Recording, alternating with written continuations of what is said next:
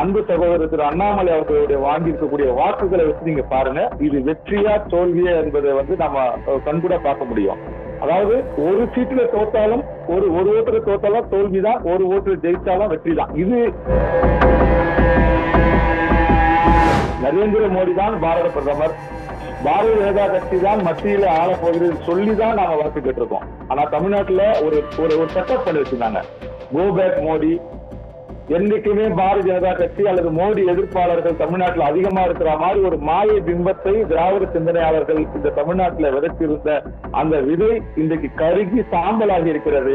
மோடி அவர்களை தமிழ்நாடு மக்கள் ஆதரிக்க தொடங்கி இருக்கின்றார்கள். திரு அண்ணாமலை அவர்களை ஏற்றுக்கொண்டிருக்கின்றார்கள்.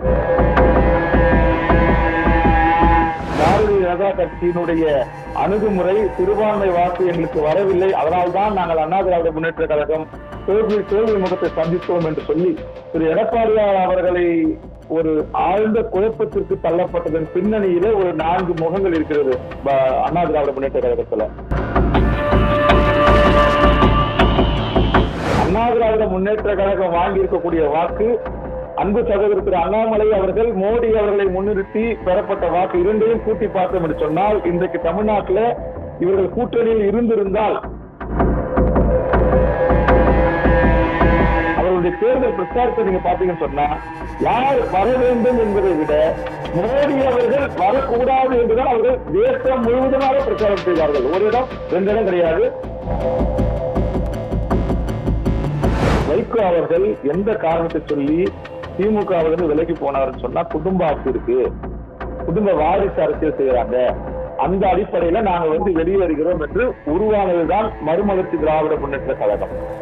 எந்த கட்சிக்கு எதிராக அவர்கள் கட்சி ஆரம்பித்தார்களோ அந்த கட்சியோடு இன்றைக்கு தன் கட்சியை ஐக்கியமாக்கி வைத்திருக்கிறார்கள். காரணம் என்ன? தன்னுடைய மகனுக்கு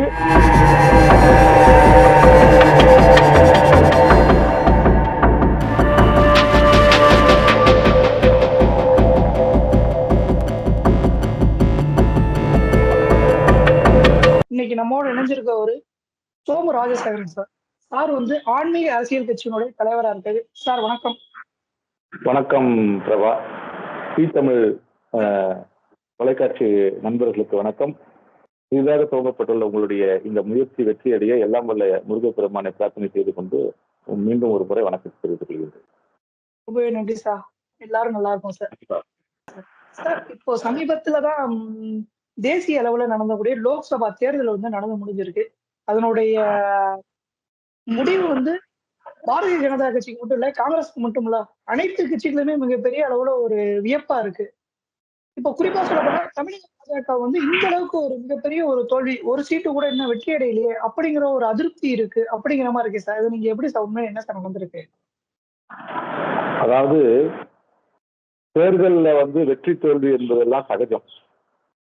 அந்த வரிசையில பார்க்கும் பொழுது தமிழக பாரதிய ஜனதா கட்சி ஒரு இடத்தில் கூட வெற்றி பெறவில்லை என்பதை அந்த மக்களுடைய தீர்ப்பை நம்ம தலைவணங்கி ஏற்றுக்கொள்கின்றோம். ஆனால் அதே நேரத்துல தமிழ்நாட்டில் இருக்கக்கூடிய திராவிட சிந்தனையாளர்கள், இன்றைக்கு இருக்கக்கூடிய திராவிட முன்னேற்ற கழகம் உட்பட அத்தனை கட்சிகளும் இதுநாள் வரை சொல்லி கொண்டிருந்த குற்றச்சாட்டு, தாமரை தமிழகத்தில் மலராது, தாமரை காலூன்ற முடியாது, நோட்டாவோடு தான் போட்டியிடக்கூடிய கட்சி தாமரை என்றெல்லாம் விமர்சனங்கள் செய்து வந்த இந்த சூழ்நிலையில அன்பு சகோதரர் திரு அண்ணாமலை அவர்களுடைய கடினமான முயற்சி, அவருடைய நடைப்பயணம், அவர் அணுகுமுறை தமிழக இளைஞர்கள் மட்டுமல்லாமல் அத்தனை வாக்காளர்கள் மத்தியிலும் ஏற்பட்டிருக்கக்கூடிய ஒரு மனமாற்றத்தினுடைய ஆட்சிதான் இன்றைக்கு தமிழக பாரதிய ஜனதா கட்சிக்கு இத்தனை லட்சம் வாக்குகள். இன்னைக்கு ஒரே ஒரு உதாரணம் சொல்ல முடியும். தமிழ்நாட்டுல கோயம்புத்தூர் பகுதியில அன்பு சகோதரர் திரு அண்ணாமலை அவர்களுடைய வாங்கியிருக்கக்கூடிய வாக்குகளை வச்சு நீங்க பாருங்க, இது வெற்றியா தோல்வியா என்பதை நம்ம கண்கூட பார்க்க முடியும். அதாவது ஒரு சீட்டுல தோத்தாலும் ஒரு ஓட்டுல தோத்தாலும் தோல்விதான், ஒரு ஓட்டுல ஜெயிச்சாலும் வெற்றி தான். இது நம்ம ஜனநாயகத்துல ஏற்படுகிறது. ஆனால் தமிழ்நாட்டுல பாரதிய ஜனதா கட்சியினுடைய வளர்ச்சி என்ற அந்த அடிப்படையில பார்க்கும் பொழுது, நம்முடைய சித்தாந்தத்தின் அடிப்படையில பார்க்கும் பொழுது தமிழ்நாட்டுல ஒரு மிகப்பெரிய மாற்று சக்தியாக இன்னைக்கு பாரதிய ஜனதா கட்சி விளங்கி இருக்கிறது. இதைத்தான் தமிழக வாக்காளர்கள் திரு அண்ணாமலை அவர்கள் மீது நம்பிக்கை வைத்து வாக்குகளை அளித்திருக்கின்றார்கள். அது மட்டுமல்லாமல் தேசிய அளவுல இன்னைக்கு எல்லா எதிர்கட்சி நண்பர்களும் விமர்சனம் செஞ்சாங்க. மோடி தமிழ்நாட்டுக்கு இத்தனை முறை போறாரு, மோடி வந்து தமிழ்நாட்டை குறிவைக்கிறாரு, எத்தனை முறை வந்தாலும் தமிழ்நாட்டுல வந்து தாமரை மலராதுன்னு சொன்னாங்க.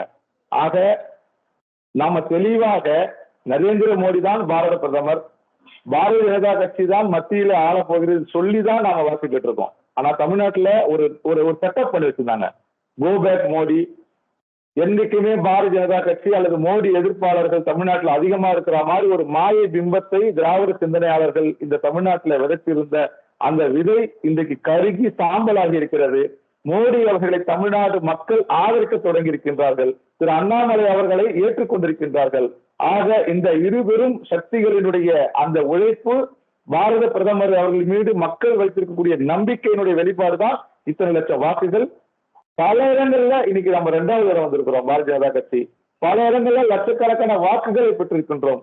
ஒரு சில இடங்களை தவிர மீதி எல்லாமே பாத்தீங்கன்னு சொன்னா எபோவ் 2 lakhs மேலதான் நம்ம வாக்கு வாங்கியிருக்கிறோம். ஆகவே எங்களுடைய இந்த பார்வையின் அடிப்படையில பாரதிய ஜனதா கட்சிக்கு எந்த தோல்வியும் கிடையாது.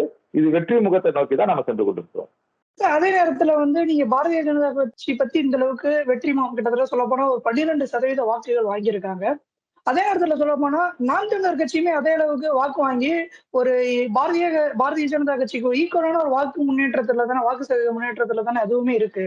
இல்ல, தமிழ்நாட்டை பொறுத்த வரைக்கும் நாம் தமிழர் கட்சியினுடைய முயற்சி என்பது ஒரு கடினமான முயற்சி. அதைத்தான் திரு அன்பு சகோதரர் திரு அண்ணாமலை அவர்கள் தெளிவாக அந்த கட்சியினருக்கு வாழ்த்து தெரிவித்திருக்கிறார். எளிய பிள்ளைகள், எளிய தம்பிகள், ஒரு மாற்றத்துக்கு விரும்பக்கூடிய வாக்காளர்களை மையமாக வைத்து அவர்கள் தேர்தலை சந்திக்கிறார்கள். ஆகவே அந்த கட்சிக்கு பாரதிய ஜனதா கட்சியினுடைய மாநில தலைவர் அவர்கள் வாழ்த்து தெரிவித்திருக்கிறார்கள். அதே போல நாங்களும் அவர்களுக்கு வாழ்த்து தெரிவித்துக் கொண்டிருக்கிறோம். அதிமுக பாத்தீங்க அப்படின்னா மிகப்பெரிய அளவுல வாக்கு சதவீதத்தை வந்து இழந்திருக்காங்க. இது உண்மையான அவங்களுக்கான ஒரு சரிவா இல்ல பாரதிய ஜனதா கட்சியினுடைய ஒரு முன்னேற்றமா சார்? இது எதனால சார்? இல்ல, அவங்க கட்சி அவங்களுக்கு வந்து பெருசு. அப்படி பார்க்கும் பொழுது தமிழக அண்ணா திராவிட முன்னேற்ற கழகத்தினுடைய இன்றைய சூழ்நிலை, அவர்கள் 3-4 பிரிவுகளாக பிரிந்திருக்கின்றார்கள். அது நமக்கு எல்லாருக்குமே தெரியும். அந்த பிரிவுகளில் மிக முக்கியமாக இருக்கக்கூடியவர்கள் டிடிவி தினகரன் சார் அவர்களும் ஐயா ஓபிஎஸ் அவர்களும் இன்றைக்கு தேசிய கட்சியான பாரதிய ஜனதா கட்சியோடு கைகோர்த்து தேர்தலை சந்தித்தார்கள். ஆனால் இதற்கு முன்னாடி நடந்த தேர்தலில் பாரதிய ஜனதா கட்சியினுடைய அணுகுமுறை சிறுபான்மை வாக்கு எங்களுக்கு வரவில்லை, அதனால்தான் நாங்கள் அண்ணா திராவிட முன்னேற்ற கழகம் தோல்வி முகத்தை சந்தித்தோம் என்று சொல்லி திரு எடப்பாடியார் அவர்களை ஒரு ஆழ்ந்த குழப்பத்திற்கு தள்ளப்பட்டதன் பின்னணியில ஒரு 4 முகங்கள் இருக்கிறது அண்ணா திராவிட முன்னேற்ற கழகத்துல. அவர்களுக்கு வந்து பாரதிய ஜனதா கட்சியோடு ஒரு முரண்பாட்ட கருத்து இருக்கிறதா இல்லையா என்பது வேறு பக்கம் இருந்தாலும் கூட அவர்களால் உண்மையிலேயே திரு எடப்பாடியார் அவர்களை உள்ளார ஏற்றுக்கொள்ள முடியவில்லை. இதுதான் நிதர்சனமான உண்மை. ஏன்னு சொன்னா புரட்சித் தலைவர் அம்மா அவர்கள் இருந்த காலகட்டத்துல சராசரியாக அனைத்து அமைச்சர்களின் பட்டியல தான் அன்பு தலைவர் திரு எடப்பாடியார் அவர்களும் ஒரு அமைச்சராக இருந்தார். அப்போது புரட்சித் தலைவி அம்மா அவர்கள் ஒரு சோதனையான காலகட்டத்துல தன்னுடைய முதலமைச்சராக தன் கட்சியினுடைய சட்டமன்ற தலைவராக அறிவித்தவர் திரு ஓபிஎஸ் அவர்களை தான். அன்னைக்கு எடப்பாடியார் அவர்களை வந்து அவர்கள் அறிவிக்கவில்லை. அப்படிப்பட்ட சூழ்நிலையில திரு எடப்பாடியார் அவர்களை வந்து இவர்களால் ஏற்றுக்கொள்ள முடியவில்லை. அந்த சூழ்ச்சியினுடைய வெளிப்பாடு தான் இவர்கள் எல்லாம் என்ன செய்யறாங்கன்னா, இல்லாத ஒன்றை பூதாகரமாக்கி எடப்பாடியாருக்கு ஒரு கடிவாளம் போடுகிறார்கள். அதாவது ஏற்கனவே 4ஆக இருக்கக்கூடிய 3ஆக இருக்கக்கூடிய இந்த பிரிவு, இது இந்த 4 பேர் 5 பேருடைய குழப்பத்தினால் அண்ணா திராவிட முன்னேற்ற கழகம் எங்கு அகல பாதாளத்துக்கு சென்று விடுமோ என்ற ஒரு காரணத்தின் அடிப்படையில இவர்கள் ஆட்டி வைக்கக்கூடிய ஆட்டத்திற்கு எடப்பாடியார் அவர்கள் செவி சாய்த்து விட்டார்கள். அப்படி அவர் எடுத்த தவறான முடிவினுடைய விளைபாடுதான் இன்றைக்கு பல தொகுதிகள்ல 40 தொகுதிகளில் திமுக வந்து வெற்றி பெற்றிருக்கிறார்கள். வெற்றி பெற்ற அந்த வாக்காளர்களுக்கு அந்த வேட்பாளர்களுக்கு நன்றி தெரிவிக்கிறோம். ஆனால் இது திமுகவை முழுவதுமாக தமிழக மக்கள் ஏற்றுக்கொண்டு அவர்களை வெற்றி அடைய செய்து அனுப்பியிருக்கிறார்கள் உள்ளபடியே கிடையாது. அண்ணா திராவிட முன்னேற்ற கழகம் வாங்கி இருக்கக்கூடிய வாக்கு, அன்பு சகோதரர் திரு அண்ணாமலை அவர்கள் மோடி அவர்களை முன்னிறுத்தி பெறப்பட்ட வாக்கு இரண்டையும் கூட்டி பார்த்தோம் என்று சொன்னால் இன்றைக்கு தமிழ்நாட்டில் இவர்கள் கூட்டணியில் இருந்திருந்தால் தேசிய ஜனநாயக கூட்டணி அதிக பெரும்பான்மையான இடத்துல வெற்றி பெற்றிருக்கும். ஆனால் தேவையில்லாத ஒரு குழப்பத்தை ஏற்படுத்தி தேசிய அளவில் ஒரு நல்ல அங்கமாக இருந்த ஒரு நட்போடு இருந்த எடப்பாடியார் அவர்களை குழப்பியது அவர்கள் கட்சியை சார்ந்த முன்னாள் அமைச்சர்கள் ஒரு 4 பேர். அவர்களுக்கு திராவிட சிந்தனை, 2வது அவர்களுக்கான முக்கியத்துவம் இல்லை, எடப்பாடியாருக்கு கீழ்ப்படிந்து அவர்கள் வேலை செய்வதை வெளிப்படையாக அவர்களால் ஒற்றுக்கொள்ள முடியாத காரணத்தினால இப்படிப்பட்ட குழப்பத்தை ஏற்படுத்தி அன்பு சகோதரர் திரு அண்ணாமலை அவர்கள் மேற்கோள் காட்டிய சில விஷயங்களை பூதாகரமாக்கி எடப்பாடியார் அவர்களை தவறான வழியில் கொண்டு சென்று இன்றைக்கு கொடுங்கோல் ஆட்சியாக இருக்கக்கூடிய திராவிட முன்னேற்ற கழகத்தை 40க்கு 40 வழங்குவதற்கான ஏற்பாட்டை செய்தவர்கள் அந்த கட்சியை சார்ந்த 4 பேர்கள். ஆகவே இந்த அண்ணா திராவிட முன்னேற்ற கழகத்தினுடைய தோல்விக்கு அண்ணா திராவிட முன்னேற்ற கழகத்தை சார்ந்த திராவிட சிந்தனையை மேலோங்கி இருக்கக்கூடிய ஒரு 4 நபர்கள் தான் காரணம். இதற்கு பாரதிய ஜனதா கட்சியோ அன்பு சகோதரர் அண்ணாமலை அவர்களோ காரணம் அல்ல. அதை அவர்கள் தான் ஆத்ம பரிசோதனை செய்ய வேண்டும். நம்முடைய பாரத பிரதமர் அவர்களுடைய அன்புக்கு பாத்திரமாக விளங்கக்கூடிய எடப்பாடியார் அவர்கள் இன்றைக்கு இருக்கக்கூடிய இடம் என்ன, இப்படி எல்லாம் சீர்தூக்கி பார்க்கும்போது அதை அவர்கள் தான் ஆத்ம பரிசோதனை செய்ய வேண்டும். சரி, ஓகேங்க சார். அதே மாதிரி நேரத்துல இப்போ சொல்ல போனா தேசிய அளவுல நகர்ந்து போனோம் அப்படின்னா உத்தரப்பிரதேசம் பாஜக மிகப்பெரிய ஒரு அளவுல ஒரு நம்பிக்கைக்குரிய ஒரு இடமாவே இருந்திருக்கு சார். உத்தரப்பிரதேசமே இன்னும் குறிப்பா சொல்ல போனா அயோத்தியே அவங்க ஒரு மிகப்பெரிய அளவில் நம்பியிருந்தாங்க. அயோத்தி கிட்டத்தட்ட ஒரு 500 ஆண்டு கால போராட்டம். அது பாரதிய ஜனதா கட்சி குறிப்பா சொல்ல போனா பிரதமர் மோடி அவர்களாலும் அந்த ராம கோயில் அவருடைய திருக்கரங்களாலும் ஒரு திறந்து வைக்கப்பட்டு கும்பாபிஷேகம் நடந்து முடிஞ்சது. அந்த நடந்து முடிஞ்சக்கூடிய அந்த கும்பாபிஷேகத்தின் அடிப்படையில அயோத்தி தொகுதியை இருக்கக்கூடிய பைசல்பாத் அந்த தொகுதினா ரொம்ப ஜெயிக்கும் அப்படிங்கிற மாதிரி சொல்லியிருந்தாங்க. ஆனா அந்த தொகுதியிலேயே தோல்வி அப்படிங்கும் போது உத்தரப்பிரதேசத்திலேயே மொத்த இடமே மிகப்பெரிய அளவு தோல்வியை சந்திச்சிருக்கு. பாஜக அடுத்த கட்டத்துக்கு நகர்ந்து போகக்கூடியதுக்கு உத்தரப்பிரதேசம் இது ஒரு மிகப்பெரிய ஒரு உதாரணம். அதாவது இந்திய கூட்டணி அடுத்த கட்டத்துக்கு நகர்றதுக்கு உத்தரப்பிரதேசம் ஒரு முன் உதாரணமா இல்லையா சார்? இப்போ அதாவதுங்க, காங்கிரசினுடைய ஆட்சி ஏறக்குறைய 60 ஆண்டுகளுக்கு மேலாக ஆட்சி செய்து காஷ்மீர் பிரச்சனையும் அயோத்தி எம்பெருமான் ஸ்ரீ ராமர் அந்த ஆலயத்தினுடைய பிரச்சனையுமே ஒரு அரசியலாக்கி தான் இத்தனை ஆண்டு காலம் குளிர் காய்ந்து கொண்டிருந்தார்கள். பாரதிய ஜனதா கட்சியினுடைய மிக முக்கியமான கொள்கையிலே அயோத்தியில் எம்பெருமான் ஸ்ரீ ராமனுக்கு ஆலயம் எழுப்ப வேண்டும் என்பது பிரதான கொள்கையாக இருந்தது. சொன்ன வாக்குறுதியை பாரதிய ஜனதா கட்சி செய்து முடித்தது. ஆனால் அந்த ஆலயத்தை வைத்தோ அல்லது ராமபிரானுடைய அந்த நற்பெயரை வைத்தோ இவர்கள் அரசியல் செய்வதற்கு அவர்கள் விரும்பவில்லை. இது ஒரு ஆன்மீக பணி. சொன்ன வாக்குறுதியை நிறைவேற்றியிருக்கின்றார்கள். பைசாபாத் அந்த தொகுதியிலே தோல்வியை கண்டிருக்கின்றது சொன்னால் அது அடர்த்தியாக சிறுபான்மையினர் வாழக்கூடிய பகுதி. இன்றைக்கு மத்திய அரசாங்கத்திற்கு மிக முக்கியமாக இருக்கக்கூடிய மாநிலங்கள்ல நீங்க சொல்வது போல உத்தரப்பிரதேசம் மிக முக்கியமான ஒன்று. நாம தேர்தலுக்கு முன்னாடி சொல்லியிருந்தோம் 400+ நோக்கி மத்திய அரசாங்கத்தினுடைய வெற்றி முகம் இருக்கும் என்று சொல்லி. ஆனால் வேற எங்கேயுமே எந்த பிரச்சனையும் கிடையாது. 2 மாநிலத்துல, அது உத்தரப்பிரதேசத்திலும் மகாராஷ்டிராவிலும் ஏற்பட்ட ஒரு சரிவு. இன்றைக்கு நாம் இந்த 240 நாம் இலக்கை அடைந்திருக்கின்றோம். அதற்கு மிக முக்கிய காரணம் பொய் வாக்குறுதிகளை, சமுதாய வாக்குகளை ஒருங்கிணைத்து இன்னைக்கு நீங்க யூபியில பாத்தீங்க சொன்னா ஒரு 2 நாளைக்கு முன்னாடி ரிசல்ட் வந்ததுக்கு பிறகு காங்கிரஸ் அலுவலகத்தை பெண்கள் எல்லாம் முற்றுகையிட்டார்கள். முற்றுகை என்றால் அவர்கள் அவர்கள் தேவைக்காக சென்று நீங்கள் 1 லட்சம் ரூபாய் கொடுப்பதாக வாக்குறுதி அளித்தீர்கள் தேர்தல்ல, எப்பொழுது 1 லட்சம் ரூபாய் வரும் என்று அவர்கள் கேட்டதையெல்லாம் நாம் ஊடகத்தின் வாயிலாக சமூக வலைத்தளங்களை நம்மளாம் பார்த்தோம். அப்ப சற்றும் செய்ய முடியாத ஒரு பொய்யை சொல்லி அப்பாவி வாக்காளர்களை ஏமாற்றிய காங்கிரசும் அகிலேஷ் யாதவனுடைய கட்சி இன்றைக்கு அவர்களுக்கு பதில் சொல்ல வேண்டிய சூழ்நிலையில இருக்கிறாங்க. இது ஏதோ மோடிக்கு எதிரான ஒரு பிம்பமோ அல்லது மத்திய அரசாங்கத்துக்கு எதிரான ஒரு மனநிலையோ கிடையாது. அப்படி நீங்க பார்த்துட்டீங்கன்னு சொன்னா இன்னைக்கு தனி பெரும் ஆதரவோடு இன்னைக்கு 240 எம்பிக்களை கொண்ட ஒரு மிகப்பெரிய கட்சியாக பாரதிய ஜனதா கட்சி விளங்கி கொண்டிருக்கிறது. ஆனால் இந்த புள்ளி கூட்டணி என்று சொல்லக்கூடிய INDA கூட்டணி இதை சொல்லி அவர்கள் வாக்கு கேட்டார்கள் என்று சொன்னால், இவர்தான் நம்முடைய பிரதமர், இவருடைய தலைமையில தான் நாம் நல்லாட்சி செய்ய போகின்றோம் என்று கேட்பதற்கு அவர்களுக்கு எந்த முகாந்திரம் இல்லாமல் பிரதமர் வேட்பாளர் யார் என்று அவர்கள் அறிவிக்காமலேயே நாங்கள் ஒரு 26-27 பேர் சேர்ந்து அவர்களுடைய தேர்தல் பிரச்சாரத்தை நீங்க பாத்தீங்கன்னு சொன்னா யார் வர வேண்டும் என்பதை விட மோடி அவர்கள் வரக்கூடாது என்றுதான் அவர்கள் தேசம் முழுவதுமாக பிரச்சாரம் செய்தார்கள். ஒரு இடம் 2 இடம் கிடையாது. குறிப்பாக தமிழ்நாட்டில் எடுத்துக்கிட்டு சொன்னா மோடிக்கு எதிரான ஒரு பிம்பம் இருப்பது போல திராவிட முன்னேற்ற கழகம் அரசியல் செய்தது. ஆக தமிழ்நாட்டை தவிர மற்ற அத்தனை மாநிலங்களிலுமே ஒரு கணிசமான வெற்றியை மோடி அவர்களுக்கு இந்த தேசத்து மக்கள் கொடுத்திருக்கிறார்கள். தமிழ்நாட்டிலுமே கூட லட்சக்கணக்கான வாக்குகள் அள்ளி பாரதிய ஜனதா கட்சிக்கும் அண்ணாமலை அவர்களுக்கும் மோடி அவர்களுக்கு மீது நம்பிக்கை வைத்து கொடுத்திருக்கிறார்கள். ஆகவே இந்த யூபி மகாராஷ்டிராவை தவிர மற்ற எந்த இடங்களிலும் சீட்டு சரிவு என்பது கிடையாது. அந்த அடிப்படையில நீங்க நம்ம 240 வாங்கியிருக்கிறோம். இந்த 2 தோல்விக்கான மிக முக்கிய காரணம் இது மோடி எதிர்ப்பு அலையெல்லாம் கிடையாது. மக்களை ஏமாற்றி திசை திருப்பி பொய் வாக்குறுதிகளை சொல்லி அப்பாவி மக்களுடைய ஆசையை தூண்டிவிட்டு வாக்கு பெற்ற இதற்கு என்டிஏ கூட்டணி தான் பதில் சொல்ல வேண்டும். அதாவது ஆல் இந்தியா லெவல்லயே கிட்டத்தட்ட மிகப்பெரிய ஒரு கூட்டணி வந்து அமைச்சிருந்தாங்க.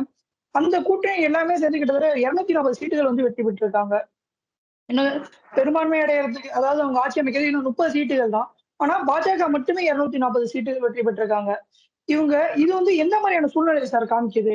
ஏன்னா மிகப்பெரிய அளவுல புது கூட்டணி முதல் தேர்தலே அவங்க சந்திக்கும் போதே மிகப்பெரிய அளவுல வெற்றி தெரியுது அப்படின்னா, அவர் வந்து பாஜக, இன்னும் குறிப்பா சொல்லணும்னா பிரதமர் மோடி அவர்களுக்கு எதிரான ஒரு எதிர்ப்பை வந்து இவங்க எல்லாமே சரியா அறுவடை பண்ணிட்டு வராங்களோ அப்படிங்கிற மாதிரி தெரியலையா சார் இது? இல்லைங்க. அதாவது நீங்க வந்து பாரதிய ஜனதா கட்சி கடந்து வந்த பாதையை நீங்க பார்க்கணும். இதே காங்கிரஸ் கட்சி மத்தியில் ஆட்சியில் இருக்கும் பொழுது 2 எம்பிக்களை கொண்டு பார்லிமெண்ட்டுக்கு உள்ளே நுழைந்தது பாரதிய ஜனதா கட்சி. இன்றைக்கு பெரும்பான்மையாக ஆட்சி செய்து 10 ஆண்டுகளை நிறைவு செய்து 3வது முறையாக ஆட்சி கட்டிலே பாரத பிரதமர் அவர்கள் நாளைய மறுநாள் பதவியேற்கக்கூடிய இந்த ஒரு வெற்றிகரமான சூழ்நிலையில இவர்களுக்கெல்லாம் ஒரு சித்தாந்த கூட்டணியோ கொள்கை ரீதியான கூட்டணியோ கிடையாது. நீங்க இந்த கூட்டணியில் இருக்கக்கூடிய நபர்கள் எல்லாரையும் எடுத்து பாருங்க. குறிப்பாக தமிழ்நாட்டில் எடுத்துக்கிட்டீங்கன்னு சொன்னா பல்வேறு வழக்குகளினுடைய பின்னணியில் இருக்கக்கூடியவர்கள் எல்லாம் ஒண்ணு சேர்ந்திருக்காங்க. பல்வேறு குற்ற வழக்குகள், ஊழல் வழக்குகள் இருக்கக்கூடியவர்கள் எல்லாம் ஒண்ணு சேர்ந்திருக்காங்க. ஒரு பிரதமர் அவர்கள் மீண்டும் பதவியேற்றால் அத்தனை வழக்குகளும் துரிதப்படுத்தப்படும், நாம் சிறை செல்வது உறுதி என்ற ஒரே நேர்கோட்டில் தான் இவர்களுடைய கூட்டணி என்றது அமைந்திருக்கிறது. நாங்க ஒரு விஷயம் தெளிவா கேட்கிறோம். மோடி அவர்களை புறக்கணிக்க வேண்டும் என்று மக்கள் முடிவு செய்திருந்தால் 240 தொகுதிகளிலே பாரதிய ஜனதா கட்சியை மட்டுமே ஆதரிக்க வேண்டிய அவசியம் என்ன வந்தது? நாங்கள் இவர்களைப் போல இவர்தான் பிரதமர் என்று சொல்லாமல் எல்லாம் இல்ல. தெளிவாக பிரச்சார யுக்திகள்ல பிரதமராக நரேந்திர மோடி அவர்கள் தான் வரப்போகிறார். தமிழ்நாட்டில் குறிப்பாக பிரதமர் மோடி அவர்கள் மீதும் திரு அண்ணாமலை அவர்கள் மீது நம்பிக்கை வைத்துத்தான் வாக்காளர்கள் இத்தனை லட்சம் வாக்குகளை கொடுத்து பல இடங்களில் 2வது இடத்திற்கு பாஜகவை அமர வைத்திருக்கின்றார்கள். ஆகவே இந்த புள்ளி கூட்டணி சார்ந்த கட்சிகள் ஒரு தோல்வியை வெற்றி அடைந்து எம்பிக்களுடைய எண்ணிக்கை கூடியிருந்தாலும் கூட கொள்கை சித்தாந்தத்தின் அடிப்படையில் இவர்கள் பாரதிய ஜனதா கட்சியிடம் தோல்வியுற்றிருக்கின்றார்கள். இவருடைய இந்த முயற்சி படு தோல்வி அடைந்திருக்கிறது. இந்திய அளவில் வந்து இவருடைய பிரச்சாரம் எப்படி இருந்துச்சுன்னா, மோடி ஒரு சர்வாதிகாரி போலவும் மோடி எதிர்த்து எப்படி எதிராலும் செய்வார் என்று ஒரு பிம்பத்தை கட்டமைத்தார்கள். அதையெல்லாம் மக்கள் புறந்தள்ளி தனி பெரும் கட்சியாக இன்றைக்கு பாரதிய ஜனதா கட்சியை அங்கீகரித்திருக்கின்றார்கள். ஆட்சி அமைப்பதற்கான ஒரு சில அந்த எம்பிக்களுடைய எண்ணிக்கை குறைவாக இருந்தாலும் கூட இந்த புள்ளி கூட்டணியை சார்ந்த அதாவது நீங்க ஒரு விஷயத்தை நல்லா பாருங்க. ஒரு மனிதனை எதிர்ப்பதற்காக, ஒரு பிரதமரை எதிர்ப்பதற்காக அத்தனை கட்சிகளுமே ஒன்று சேர்ந்து எடுத்தாலும் கூட இன்றைக்கு தேச மக்கள் நம்முடைய பிரதமர் அவர்களை ஆதரித்திருக்கிறார்கள். ஆகவே தோல்வி என்பது ஐஎன்டிஏ கூட்டணி சார்ந்தவர்களுக்கு தவிர என்டிஏ கூட்டணிக்கு எந்த இடத்திலும் கிடையாது. சார், அதே மாதிரி நாம் தமிழர் கட்சி கிட்டத்தட்ட சொல்ல போனா தமிழகத்திலேயே சொல்ல போனா ஒரு வித்தியாசமான ஒரு அணுகுமுறை, வித்தியாசமான ஒரு கொள்கை, இது எல்லாமே இருந்தாலும் மக்கள்கிட்ட போய், இன்னும் குறிப்பா சொல்ல போனா இளைஞர்கள்ட்ட போய் அந்த கொள்கைகள் இது எல்லாமே சேர்ந்திருக்கு அப்படிங்கிற மாதிரி சொல்லலாமா? ஏன்னா அவங்க புது சின்னம், இந்த மாதிரி புதுசா அவங்களுக்கு நிறைய நெருக்கடிகள் வந்துட்டு இருந்தாலுமே அதை எல்லாமே தாண்டி மிகப்பெரிய அளவு அவங்க வெற்றி அடைஞ்சிருக்காங்க அப்படின்னு நம்ம சொல்லலாமா சார் அது? இல்ல, நாம் தமிழர் கட்சியை பொறுத்த வரைக்கும் அந்த சின்னம் அவர்களுக்கு மாற்றி அமைக்கப்பட்டதற்கான காரணம் நாம் தமிழர் கட்சியை சார்ந்தவர்கள் தான். இது எந்த குளறுபடியும் கிடையாது. சரியான நேரத்துல சரியான முறைப்படி அவர்கள் அந்த சின்னத்தை அவர்கள் கேட்டு பெறாத காரணத்தினால்தான் அந்த சின்னம் அவர்களுக்கு கிடைக்காம, இதில் எந்த அரசியலோ எந்த பின்புலமோ கிடையாது. ஆனால் புதிய வாக்காளர்கள் தமிழகத்தினுடைய இருக்கக்கூடிய இளைஞர்கள் மத்தியில ஒரு வரவேற்பை நாம் தமிழர் கட்சி பெற்றிருக்கிறது சொன்னால், திரு சீமான் அவர்களுடைய ஒரு வசீகரமான பேச்சு, செய்ய முடியாததை தன் பேச்சாற்றல் மூலம் செய்வதாக ஒரு கற்பனையை உருவாக்கி வைத்து மக்களிடையே ஒரு பெயரை பெற்றிருக்கின்றார்கள். இப்ப நான் 2 விஷயம் சொல்றேன். தமிழன்தான் தமிழ்நாட்டை ஆள வேண்டும், இதெல்லாம் வந்து ஒரு மொழி வாரியான ஒரு வெறுப்புணர்வை தான் நம்ம வந்து இது தேசம் முழுவதுமாக இன்னைக்கு பாத்தீங்கன்னு சொன்னா ஆன்மீகம் மட்டும்தான் மக்களை ஒருங்கிணைக்க முடியும். அது எந்த மதமாக இருந்தாலும் சரி, அது கிறிஸ்தவ மதமாக இருக்கலாம், இஸ்லாம் மதமாக இருக்கலாம், இந்து மதமாக இருக்கலாம், ஜெயின மதமாக இருக்கலாம். நீங்க வடநாட்டில் இருக்கக்கூடிய சிவ பக்தர்கள் ராமேஸ்வரம் வருவார்கள். தமிழகத்தில் இருக்கக்கூடிய பக்தர்கள் எல்லாம் வடநாட்டில் இருக்கக்கூடிய காசி, மதுரா போன்ற கோவில்களுக்கு செல்வார்கள். ஆக மக்களை ஒருங்கிணைப்பது என்பது ஆன்மீகம் மட்டும்தான். ஆனா அன்பு சகோதரர் சீமான் அவர்கள் என்ன சொல்றாருன்னா, ஒரு மொழிவாரியான மக்களை வெறுப்புணர்வை தூண்டி இவங்கெல்லாம் இங்க வந்து பெருவாரியாக தமிழகத்துல கால் ஊன்றுகிறார்கள், இது ஆபத்து என்று சொல்லக்கூடிய ஒரு ஒரு வெறுப்புணர்வை அவர்கள் மீது கற்கிறார்கள். அதை வந்து சொல்லக்கூடிய தோணி இருக்கு இல்லைங்களா? இன்னைக்கு அவர் சொல்றாரு, ஆடு மாடு மேய்க்கக்கூடிய அந்த பணியெல்லாம் கூட நான் அரசு வேலையா மாத்துவேன். இது வந்து செயலாக்கத்துக்கு வருமா அப்படின்னு நீங்க யோசனை பண்ணி பாருங்க. ஆடு மாடு மேய்ப்பது என்பதெல்லாம் ஒரு கேவலமான வேலையெல்லாம் இல்ல. எங்களுடைய அன்பு தலைவர் பாரதிய ஜனதா கட்சியினுடைய மாநில தலைவர் அவர்கள் மிக அழகாக சொல்வார், ஆமாங்க நான் ஒரு விவசாய குடும்பத்தை சார்ந்தவன், நான் ஆடு மாடு மேய்க்கக்கூடிய குடும்பத்தை சார்ந்தவர், இன்றைக்கும் கூட நான் ஆடுகளை வைத்துதான் விவசாயம் செய்து கொண்டிருக்கிறேன் சொல்லக்கூடிய அளவிற்கு விவசாயமோ அல்லது கால்நடை வளர்ப்பு என்பது ஒரு கேவலமான தொழில் அல்ல. ஆனால் அதை அரசு துறையாக மாற்ற வேண்டும் சொல்லக்கூடிய அளவிற்கு இவருடைய அந்த பேச்சு திறமை, அந்த வாத திறமை தான் இன்னைக்கு தமிழ்நாடு மக்களிடையே ஒரு வாக்கு. இரண்டாவது அவருடைய முயற்சி. இன்னைக்கு பல கட்சிகள் தமிழ்நாட்டுல வந்துச்சு, நாங்க தான் மாற்று, திராவிட கட்சிகளுக்கு நாங்க தான் மாற்றுன்னு சொல்லி வந்தாங்க. ஆனா சில காரணங்கள்ல, குறிப்பாக சொல்லணும்னா அன்பு தலைவர் மூத்த தலைவர் இன்றைக்கு மருத்துவமனையில் இருக்கிறார், அவர் பூரண நலம் பெற வேண்டும். வைகோ அவர்கள் எந்த காரணத்தை சொல்லி திமுக விலகி போனார்னு சொன்னா, குடும்ப ஆட்சி இருக்கு, குடும்ப வாரிசு அரசியல் செய்யறாங்க, அந்த அடிப்படையில நாங்க வந்து வெளியேறுகிறோம் என்று உருவானதுதான் மறுமலர்ச்சி திராவிட முன்னேற்ற கழகம். எந்த கட்சிக்கு எதிராக அவர்கள் கட்சி ஆரம்பித்தார்களோ அந்த கட்சியோடு வந்து இன்றைக்கு தன் கட்சியை ஐக்கியமாக்கி வைத்திருக்கிறார்கள். காரணம் என்ன? தன்னுடைய மகனுக்கு ஒரே எம்பி சீட்டு வேண்டும் என்ற காரணத்தினால். ஆகவே அவர் சொல்லிய குடும்ப அரசியல், அவர் சொல்லிய அந்த வாரிசு அரசியலுக்கு அவர் ஒன்றும் பெரிய மாற்று கிடையாது. அவரும் அவருடைய வாரிசுக்கு தான் சீட்டு வாங்கியிருக்கிறார், அவரும் வெற்றி பெற்றிருக்கிறார். ஆகவே தமிழ்நாட்டில் யாரெல்லாம் மாற்றம் என்று வந்தார்களோ ஒரு காலகட்டத்தில் அவர்களும் திமுகவையோ அண்ணா திராவிட முன்னேற்ற கழகத்தையோ சார்ந்துதான் அவருடைய அரசியல் இருந்தது. ஆனால் திரு சீமான் அவருடைய அரசியல் என்று வரும்பொழுது அவர் இன்று வரைக்கும் ஒரே நேர்கோட்டில் பயணித்துக் கொண்டிருக்கிறார். வெற்றியோ தோல்வியோ தனித்து களம் காண்பது என்பதில் அவர் தெளிவாக இருக்கின்றார்கள். அவருடைய முயற்சி வெற்றி அடைய வேண்டும் என்பதிலே எங்களுக்கு மாற்று கருத்து கிடையாது. ரெண்டு விஷயத்துல நாங்களும் பாரதிய ஜனதா கட்சியும் அல்லது இந்துத்துவ சிந்தனையாளர்களும் நாம் தமிழ் கட்சியும் ஒற்று போவோம். இந்த மண் என்பது நாயன்மார்களும் ஆழ்வார்களும் வாழ்ந்த மண். இது ஆன்மீக பூமி. ஆறுபடை முருகன் வீற்றிருக்கக்கூடிய மண், குறிப்பாக தமிழக மண்.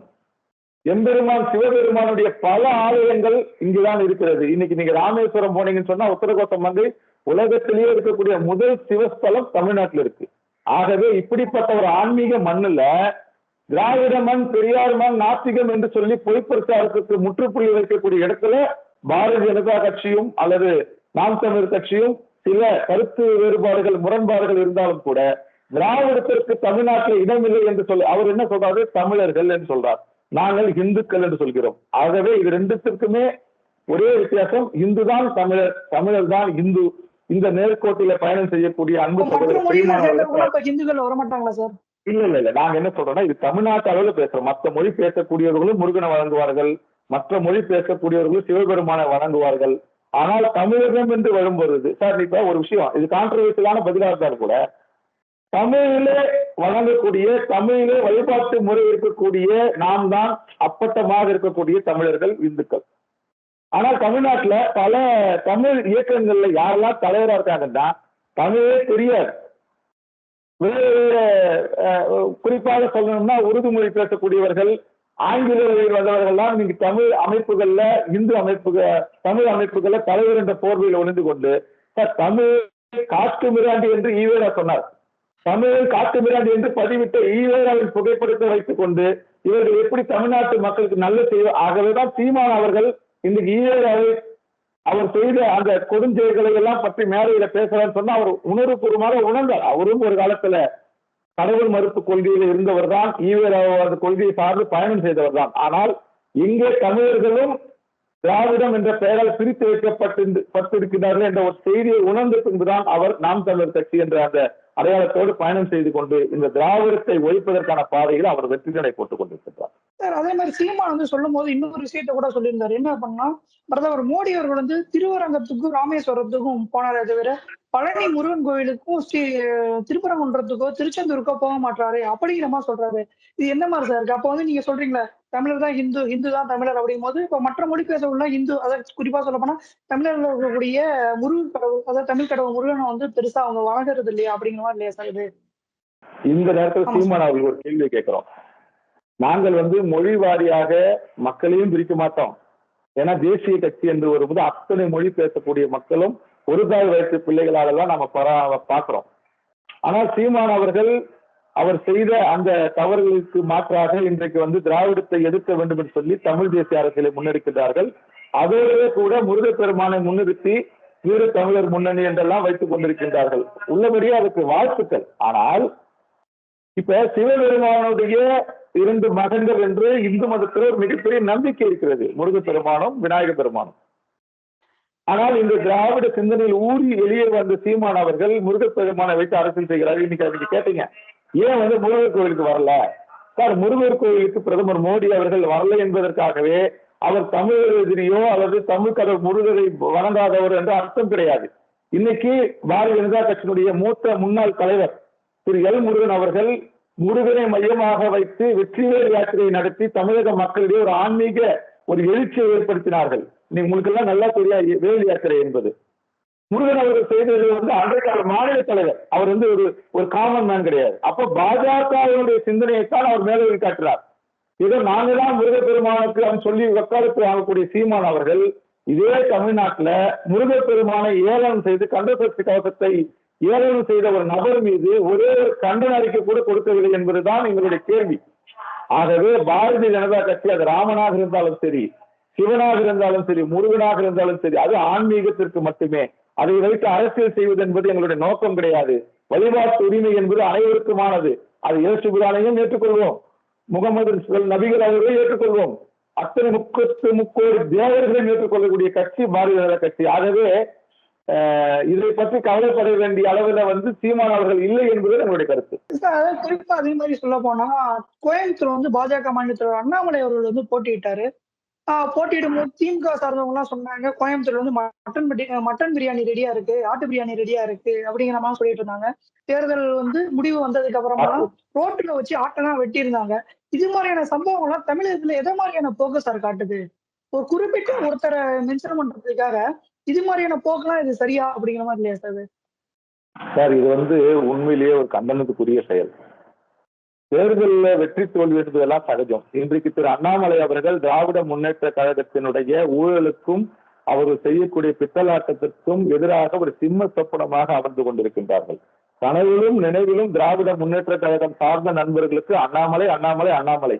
எந்த தமிழ்நாட்டுல எம்பெருமான் சிவபெருமானை வெறுப்பை பதித்தாலே அது அவருடைய பெயர் கொண்ட அண்ணாமலையை தினமும் துதிப்பாடுகிறார்கள். கலைஞர் பேரு சொல்றாங்களே இல்லையோ, தளபதி ஸ்டாலின் பேர் சொல்றாங்களே இல்லையோ, உதயநிதி ஸ்டாலின் பேர் சொல்றாங்களே இல்லையோ, தினசரி அவர்கள் வாயில் உச்சரிக்கக்கூடிய ஒரு வார்த்தை திரு அண்ணாமலை. அப்படிப்பட்ட ஒரு அரசியலை அன்பு சகோதரர் திரு அண்ணாமலை அவர்கள் முன்னெடுக்கிறார்கள்.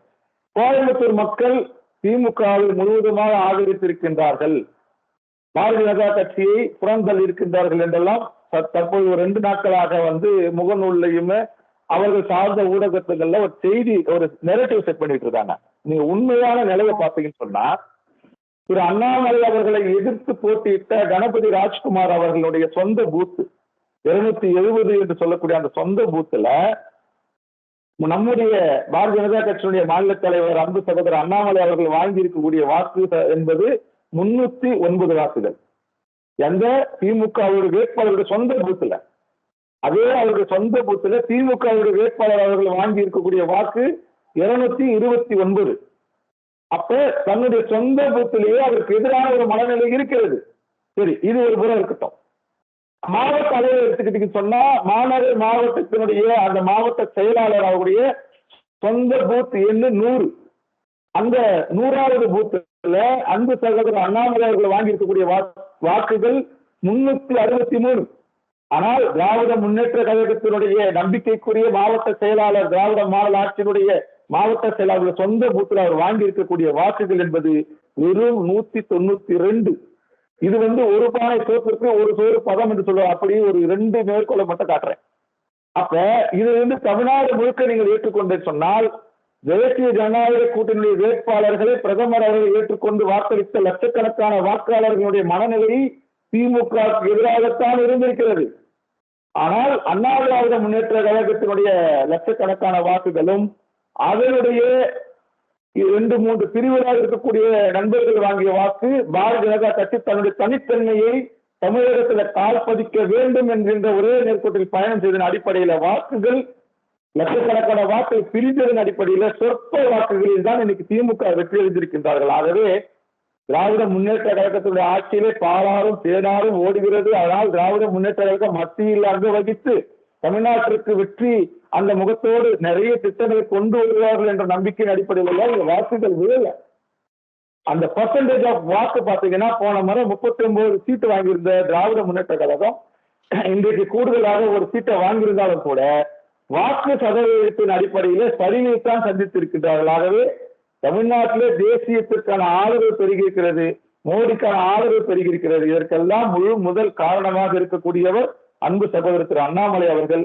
அவர்கள் உழைப்பு வீண் போகவில்லை. அவர்கள் கடினமான நடைபாதை அந்த மக்களை சந்தித்த விதம், மக்கள் மத்தியில ஊழலுக்கு எதிரான அவர்கள் விதைத்த விதை, இது எல்லாம் வாக்குகளாக மாறி இருக்கிறது. மீண்டும் ஒருமுறை சொல்கின்றோம், தமிழக மக்கள் பாரதிய ஜனதா கட்சியும் திரு அண்ணாமலை அவர்களையும் திரு மோடி அவர்களையும் ஏற்றுக்கொண்டு விட்டார்கள். லட்சக்கணக்கான வாக்குகளே அதற்கு சாட்சி. 2026 ஒரு மிகப்பெரிய மாற்று சக்தியாக தமிழ்நாட்டில் பாரதிய ஜனதா கட்சி இருக்கும், பாரதிய ஜனதா கட்சியுடைய கூட்டணி கட்சிகள் இருக்கும் என்பது இந்த நேரத்தில் நாங்கள் பதிவு செய்து கொண்டோம். அவசரம் நீங்க சொல்றது மாதிரி கூட கிட்டத்தட்ட சொல்ல போனா பிரதமர் மோடி அவர்கள் கூட நேற்று நாள் நிகழ்ந்த ஒரு மீட்டிங்ல வந்து சொல்லியிருந்தாரு, தமிழகத்திலையும் பாஜகவுடைய வாக்கு சதவீதம் அதிகமா இருக்கு அப்படிங்கிற மாதிரி சொல்லியிருந்தாரு. அது வந்து மாநிலத்தில் அண்ணாமலை அவர்கள் கூட ட்விட் பண்ணியிருந்தாரு. இந்த மாதிரி சூழ்நிலை தொடர்ந்து பாஜகவுக்கு ஆதரவான சூழ்நிலைகள்லாம் உருவாகிட்டே வருது. அடுத்து இன்னும் நிறைய பேசுவோம் சார். உங்களுடைய நேரத்தை ஒதுக்கி எங்களுக்காக கொடுத்துருக்கீங்க, ரொம்பவே நன்றி சார். தமிழ் எடுக்கக்கூடிய அத்தனை நல்ல முயற்சிகளுக்கும் தேசபக்தர்களாக எங்களை போன்ற நல்லவர்களின் ஆதரவும் ஆட்சியும் எப்போது இருக்கும் என்று சொல்லி உங்கள் முயற்சி வெற்றியடைய மீண்டும் ஒரு முறை வாழ்த்துக்களை தெரிவித்துக் கொள்கிறேன். நன்றி. ரொம்பவே நன்றி சார், ரொம்பவே நன்றி.